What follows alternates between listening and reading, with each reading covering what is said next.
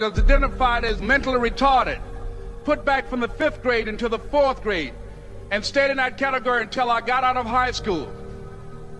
I don't have any college training, but I met a high school teacher who one day changed my life. I was waiting on another student, and when he came in, he said to me, "Young man, go to the board and write what I'm about to tell you." And I said, I can't do that, sir. He said, "Why not?"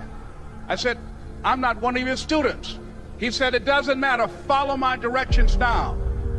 I said, "I can't do that, sir." He said, "Why not?" I said, "Because I'm educable mentally retarded." And he came from behind his desk and he looked at me. He said, "Don't ever say that again. Someone's opinion of you does not have to become your reality." And as he talked, my heart began to beat fast. Tears began to run down my eyes, and I was in the back just listening to him, because the speech he was giving, that speech was for me. And he said, "Les Brown," he said, "if you want to do anything worthwhile in life, you've got to be hungry." I told Mr. Washington I wanted to become a disc jockey. And so I started working to develop myself. He said, "I want you to practice every day being a disc jockey." I said, "But I don't have any job now." He said, "It doesn't matter." He said that it's better to be prepared for an opportunity and not have one than to have an opportunity and not be prepared. And as I was working to develop myself, I applied for a job as a disc jockey, WMB, on Miami Beach. I went to a guy named Milton Butterball. I said, "How you doing, Mr. Butterball? I'd like to get a job as a disc jockey." He looked at me, he said, "You have any broadcast background?" I said, "No, sir, I don't." "You have any journalism background?" I said, "No, sir, I don't." He said, "We don't have any jobs available." I said, "Yes, sir." I went back to Mr. Washington and I told him. He said, "Don't take it personally." He said, "Most people are so negative, they will have to say no 7 times before they say yes." He said, "Go back again." So I went back again. I said, "How you doing, Mr. Butterball? My name is Les Brown." He said, "I know what your name is. What do you want?" I said, "I'd like to know whether or not you have any jobs as a disc jockey, sir." He said, "Didn't I just tell you yesterday we didn't have any jobs?" I said, "Yes, sir, but I know whether or not somebody got laid off or somebody was fired, sir." He said, "No one was laid off or fired. Now get on out of here." I came back the next day like I was seeing him for the first time. I said, "Hello, Mr. Butterball, how are you?" He looked at me with rage. He said, "Go get me some coffee." I said, "Yes, sir." And I went to get him some coffee. After a while, I would get their lunch and dinner, and I would go in the control rooms and take the disc jockeys their food, and I would not leave until they would ask me to leave. One Saturday afternoon, while I was at the radio station, a guy named Rock was drinking while he was on the air. I was the only one there, looking at him through the control room windows, walking back and forth, young, ready, and hungry. Pretty soon the phone rang, and it was the general manager. And I answered the phone. I said, "Hello?" He said, "Les, this is Mr. Klein." I said, "I know." He said, "Rock can't finish his program." I said, "I know."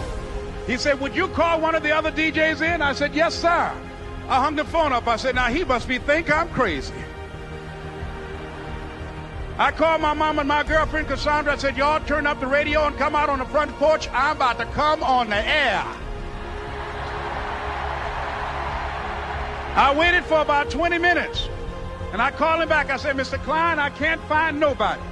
He said, "Young boy, do you know how to work the controls?" I said, "Yes, sir." He said, "Go in there and don't say nothing here." I said, "Yes, sir."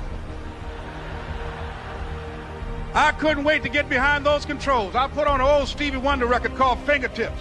I sat down behind that turntable. I said, "Look out, this is me, LB Triple P, Les Brown, your platter playing papa. There were none before me, and there will be none after me. Therefore, that makes me the one and only. Young and single and love to mingle, certified, bona fide, indubitably qualified to bring you satisfaction, a whole lot of action. Look out, baby, I'm your love man." I was hungry.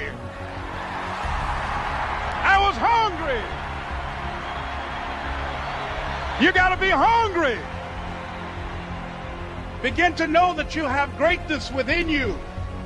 And if just one of you here begin to envision yourselves as being blessed and highly favored to reach your goals, if just one of you capture the essence of what that means, that you have greatness within you and a responsibility to manifest that greatness, that you can make your parents proud, you can make your school proud, you can touch millions of people's lives And the world will never be the same again because you came this way. It was hard, ladies and gentlemen, coming to speak to people. And I was facing financial difficulties in my own life. I was behind on my bills and my dreams, and I'm saying to them, you can live your dream. It was hard, ladies and gentlemen. It was very difficult to pick myself up each day believing that I could do it. There were times that I doubted myself. I used to ask myself, can I do this? And something said within me, you're the one. Don't give up on your dream. By continuing to push forward, by continuing to run toward my dream, that one day I would have my own talk show. It's a long shot, ladies and gentlemen, from Liberty City, an abandoned building on a floor, never knowing my mother or father. It's a long shot. Being here with you today in this dome in Atlanta, it's a long shot. No college training, labeled educable, mentally retarded, but I kept running toward my dream. Don't stop.